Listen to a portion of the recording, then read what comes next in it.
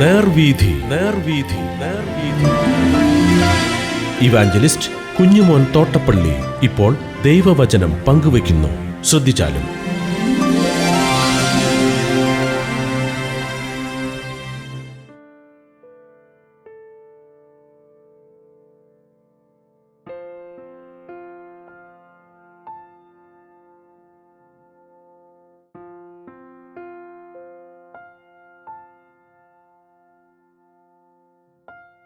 യെശയ്യാപ്രവചനം 20-ാം അധ്യായം ഞാൻ വായിക്കുന്നത് ശ്രദ്ധിച്ചാലും.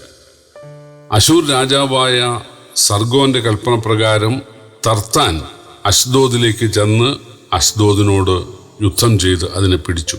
ആ ആണ്ടിൽ ആ കാലത്ത് തന്നെ യഹോവ ആമോസിന്റെ മകനായ യെശയ്യാവോട്, നീ ചെന്ന് നിന്റെ അരയിൽ നിന്ന് രട്ടുശീല അഴിച്ചുവെച്ച് കാലിൽ നിന്ന് ചെരുപ്പും ഊരിക്കളക എന്ന് കൽപ്പിച്ചു.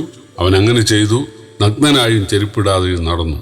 പിന്നെ യഹോവ അരുളി ചെയ്തത്, എൻ്റെ ദാസനായ യെശയ്യാവ് മിസ്രയീമിനും കൂശിനും അടയാളവും അത്ഭുതവും ആയിട്ട് 3 സംവത്സരം നഗ്നനായും ചെരുപ്പിടാതെയും നടന്നതുപോലെ അശൂർ രാജാവ് മിസ്രയീമിൽ നിന്നുള്ള ബദ്ധന്മാരെയും കൂശിൽ നിന്നുള്ള പ്രവാസികളെയും ആബാലവൃത്തം മിസ്രയീമിന്റെ ലജ്ജയ്ക്കായിട്ട് നഗ്നന്മാരും ചെരുപ്പിടാത്തവരും ആസനം മറയ്ക്കാത്തവരുമായി പിടിച്ചുകൊണ്ടുപോകും. അങ്ങനെ അവർ തങ്ങളുടെ പ്രത്യാശയായിരുന്ന കൂശും തങ്ങളുടെ പുകഴ്ചയായിരുന്ന മിസ്രയീമും നിമിത്തം ഭ്രമിച്ച് ലജ്ജിക്കും. ഈ കടൽക്കരയിലെ നിവാസികൾ അന്ന് അശൂർ രാജാവിന്റെ കയ്യിൽ നിന്ന് വിടുവിക്കപ്പെടുവാൻ സഹായത്തിനായി നാം ഓടിച്ചെന്നിരുന്ന നമ്മുടെ പ്രത്യാശ ഇങ്ങനെ ആയല്ലോ, ഇനി നാം എങ്ങനെ രക്ഷപ്പെടും എന്ന് പറയും. യെശയ്യാപ്രവചനത്തിലെ 6 വാക്യങ്ങളുള്ള ചെറിയ അധ്യായങ്ങളിലെ ഒന്നാണ് 20-ാം അധ്യായം. മിസ്രയീമിന്റെയും കൂശിന്റെയും സംയുക്തമായ പരാജയവും അടിമത്വവുമാണ് 20-ാം അധ്യായ വിഷയം. മിസ്രയീമും കൂശും ഹാമിന്റെ സന്തതിയിൽപ്പെട്ട, അതായത് നോഹയുടെ 2ാമത്തെ മകനായ ഹാമിന്റെ, അതായത് ശപിക്കപ്പെട്ട ആ ഹാമിന്റെ സന്തതിയിൽപ്പെട്ട ആളുകളാണ്. അവര് ഇസ്രയേലിൽ നിന്നും അല്ലെങ്കിൽ ദൈവജനമായ യഹൂദന്മാരിൽ നിന്ന് യഹോവയാണ് സത്യദൈവം എന്ന് അവരറിഞ്ഞിട്ടുണ്ട്. പക്ഷെ അവര് തങ്ങളുടെ മതനേതാക്കളെ അന്ധമായി വിശ്വസിച്ച് അവര് പഠിപ്പിച്ച വ്യാജമായ കാര്യങ്ങളിൽ അവർ വിശ്വാസം അർപ്പിച്ചു. സൂര്യചന്ദ്ര നക്ഷത്രാദികളും മരങ്ങളും മൃഗങ്ങളും മത്സ്യങ്ങളും ഒക്കെ ദൈവമാണ് എന്നാണ് അവർ പഠിപ്പിച്ചത്.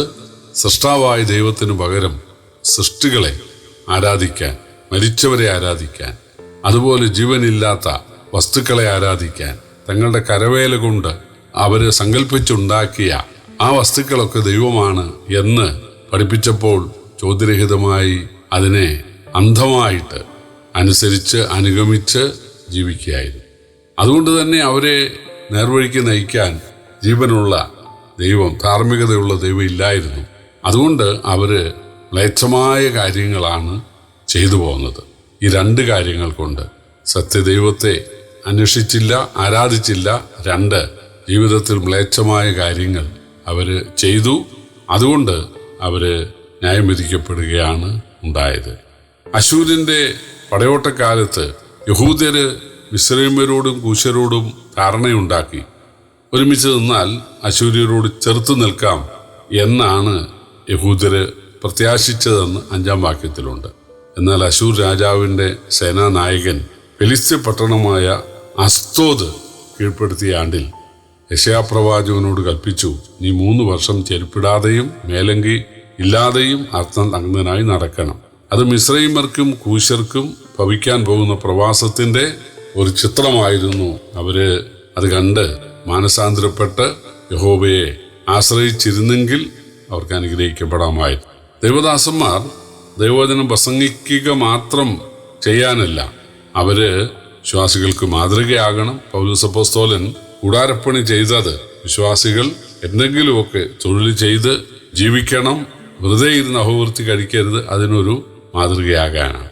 അതുപോലെ പൗലോസ് അപ്പോസ്തലൻ അല്ലെങ്കിൽ എല്ലാ അപ്പോസ്തലന്മാരും വിവിധ നിലയിലുള്ള ഉപദ്രവങ്ങളിലൂടെയും കഷ്ടങ്ങളിലൂടെയും കടന്നു പോകാൻ ഇടയായത് വിശ്വാസികൾ അത് കണ്ട് ധൈര്യപ്പെടുവാനും കർത്താവിനെ തള്ളിപ്പറയാതെ പിടിച്ചു നിൽക്കാനും വേണ്ടി ആയിരുന്നു. അങ്ങനെയുള്ള പല ചിത്രീകരണങ്ങളും വേദപുസ്തകത്തിലുണ്ട്. അതൊക്കെ വളരെ സാഹസികം ആയിരുന്നു. യിരെമ്യാവിൻ്റെ ജീവിതത്തിലും ഇയ്യോബിൻ്റെ ജീവിതത്തിലും എഗസ്കേലിൻ്റെ ജീവിതത്തിലും യോനയുടെ ജീവിതത്തിലുമൊക്കെ ഇങ്ങനെയുള്ള സാധന പാഠങ്ങൾ വിശ്വാസികൾ അല്ലെങ്കിൽ മനുഷ്യർ കണ്ടു പഠിക്കേണ്ടതിന് ദൈവം അവരെ ഉപകരണങ്ങളാക്കിയത് നമുക്ക് കാണാൻ സാധിക്കും. പക്ഷേ മിസ്രൈമ്യരും കൂശ്യരും പഠിച്ചില്ല. അവർ BC 722 മുതൽ ഏതാണ്ട് BC 705 ആ കാലത്തിനുള്ളിൽ അശൂരിലേക്ക് അടിമകളായി പോകേണ്ടി വന്നു. എന്നാൽ ഇതൊക്കെ കണ്ട് തൽക്കാലത്തേക്ക് ഭയപ്പെടുകയും മാനസാന്തരപ്പെടുകയും ചെയ്ത യഹൂദ കുറെ കാലം കൂടെ സ്വദേശത്ത് താമസിക്കാൻ ദൈവം ഇടയാക്കി. പക്ഷേ അവരും ദൈവം ആഗ്രഹിക്കുന്ന നിലയിൽ ദൈവത്തെങ്കിലേക്ക് അവർ മടങ്ങി വന്നില്ല. പ്രവാചകന്മാരുടെ വാക്കുകൾ കേട്ട് അവർ മടങ്ങി വന്നില്ല. കള്ളപ്രവാചകന്മാർ പറഞ്ഞു, നമ്മൾ ദൈവജനമല്ലേ, നമ്മളെ തൊടാൻ ആർക്കും സാധിക്കുകയില്ല, നമ്മുടെ ദേവാലയം നമ്മളെ കാക്കും, അത് സുരക്ഷിതമായിരിക്കും, അതുകൊണ്ട് നമ്മളിപ്പോൾ പോകുന്ന പോലെ പോയാൽ മതി എന്ന് പറഞ്ഞ് കള്ളപ്രവാചകന്മാർ അവരെ വ്യാജമായ അവരുടെ ഉറപ്പിലേക്ക് നയിച്ചു.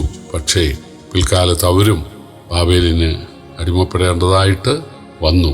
പ്രിയപ്പെട്ടവരെ, ദൈവം നമ്മളെ കാണിച്ചു തരുന്നതും നമ്മളെ കേൾപ്പിക്കുന്നതുമായ കാര്യങ്ങൾ കണ്ടും കേട്ടും മനസ്സിലാക്കി മാനസാന്തരപ്പെടുവാൻ, കർത്താവിനെ സ്നേഹിക്കാൻ, കർത്താവിനെ അനുസരിക്കുവാൻ ദൈവം നമ്മേവരെയും ഇതിനാൽ സഹായിക്കട്ടെ.